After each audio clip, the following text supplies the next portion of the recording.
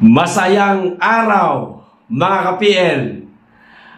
Sa kakatapos lamang po na ginawang sesyon ng Korte Suprema, mga kababayan, nagbigay po sila ng 10 araw po na taning dito kay Larry Gadon, kay Percival Sindanya at kay Richard Heydarian, mga kababayan, dito sa petition for indirect contempt laban po sa kanila, mga kababayan.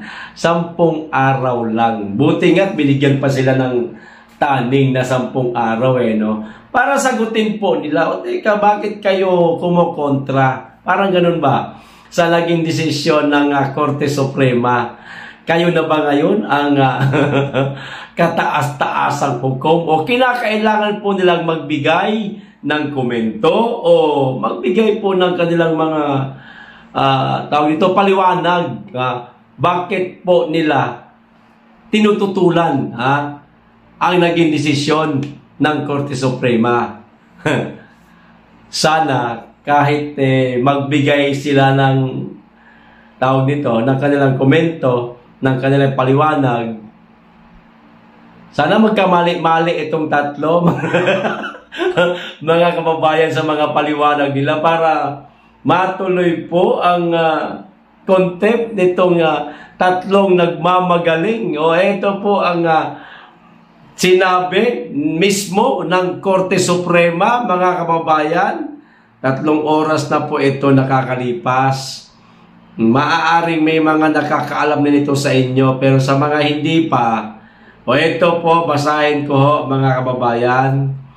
O, sa sesyon nito ngayong araw, Agosto 5, 2025, binigyan ng Korte Suprema sina Presidential Advisor for Poverty Alleviation Lorenzo G. Gadon, Representative Percival B. Sindanya at Richard J. Heydarian ng 10 araw, mga kababayan, para magkomento sa mga petition for indirect contempt laban sa kanila. Nako, ayusin yung tatlo. Yung inyong komento laban dito sa petition for indirect contempt laban sa inyo, dahil kapag hindi ito naging tama sa tawag ito, hindi ito angkop o hindi ito sang-ayon sa Korte Suprema, maaari kayong matuluyan ng makontempt. Maswerte kayo at mabait sa inyo ang Korte Suprema. O kaugnay sa kanilang mga pahayag, o kita nyo na, laban sa desisyon ng Korte Suprema na nagsantabi sa impeachment complaint laban kay Vice President Sara Duterte. Yan ang mahirap kasi sa inyo Masyado kayong nagmamagaling. Ayan tuloy. Pinagpapaliwanag kayo o hinihingan kayo ng komento ngayon ng Korte Suprema. Sa susunod kasi, kayong mga magagaling, kayong mga naggagaling-galingan. Buti na lang, mga kababayan, si Leila de Lima, nagsorry ka agad kinagabihan. Umaga, ganun din, parang tumututol siya sa naging desisyon ng Korte Suprema. Kinagabihan, o hapon pa lang, di pa dumidilim.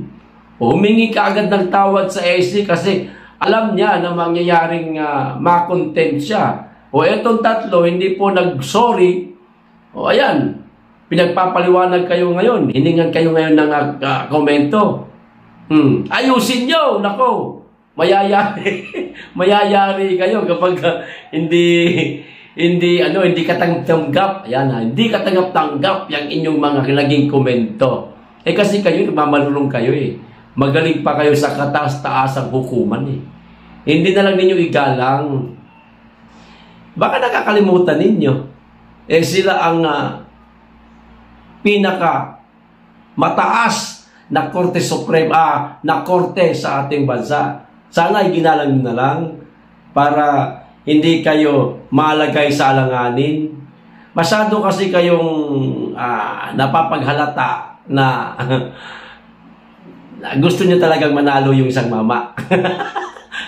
Kayo ba'y nabulungan na mag-ingay kayo? Kayo ba'y nautusan nung malaking mama? Kasi kung nautusan kayo, pinapahamak kayo nung amo nyo. Ipinapahamak kayo. Marunong, alam niya na bawal questionin ang naging desisyon ng kataas-taas ng hukuman, pero hindi ko lang sure kung kayo ba'y inutusan o kusang loob nyo lang ito. Lesson learned. Ayan, kapupulutan nyo po ito ng aral. Sa susunod, kapag ka naglabas ng desisyon ang Korte Suprema, manahimik na lang kayo para hindi kayo kahiya-hiya. Ngayon, kung handa kayong humingi ng tawad sa Korte Suprema, humingi na kayo ng tawad.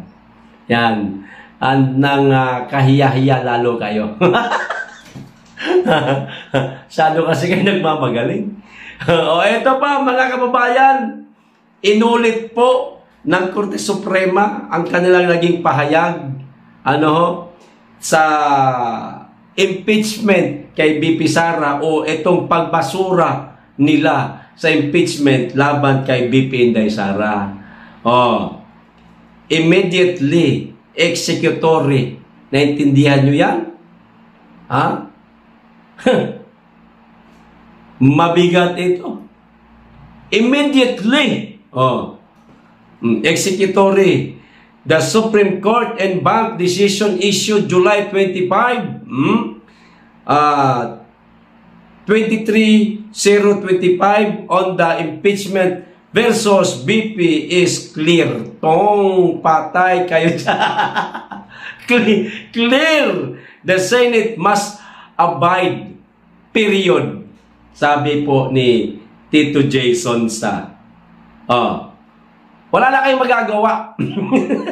Ngayon, kapag ito, hindi nyo pa rin silang ayunan, kukontrahin nyo ulit itong ginawang desisyon ng Korte Suprema, ay panibagong contempt na naman ito sa inyo.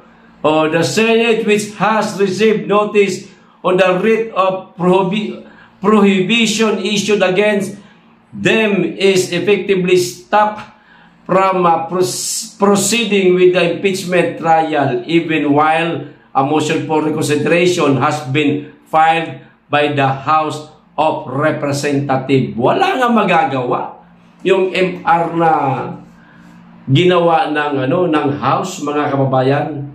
Maibabasura din yan. Sa madaling salita, tuloy-tuloy na po ang desisyon ng Korte Suprema. Wala nang makakabali sa naging desisyon nila. While a motion for reconsideration interrupts the period of the decisions to become final. Okay? There is no impeachment. Naintindihan nyo? Ang sakit nito sa pandinig ng mga nanggigigil kay Inday Sara, mga kababayan. Ang sakit sa tenga, ang sakit sa dibdib. Kasi alam naman po yata ng Korte Suprema na pang-interrupt o pang-distract lang yung MR na inihain ng House, no? Tuloy-tuloy pa rin daw no? Walang makakapigil. No? Both the House and the Senate are to keep implementing the decision unless the later one supersedes it. No wonder 20 senators are set to manifest their adherence to the court order tomorrow, according to Senate President Pro Tempore Jinggoy Estrada. Naku, may aabangan pala tayo bukas, mga kababayan. Ito, August 5, 2025, Supreme Court reiterates BP Sara Duterte impeachment ruling, immediately executory. Ayan, mga kababayan. So, maganda mag-popcorn bukas habang manunood tayo ng hearing sa Senado, mga kababayan. At masarap din bukas pagtawanan itong mga gigil na mapa-impeach ang ating pangalawang Pangulo. Sorry na lang. Hindi umayon sa inyo ang bangka At alam kasi yata talaga ng Korte Suprema na wala namang kasalanan ang pangalawang Pangulo. Gusto niya lang talaga siyang mapa-impeach para sa interest ng isang mama. Abang-abang tayo bukas sa Senado, mga kababayan. Maganda ho ito. Hanggang dito lang po. Maraming salamat. Mag-iingat kayo lagi. At higit sa lahat, mahalin po natin ang Pilipinas.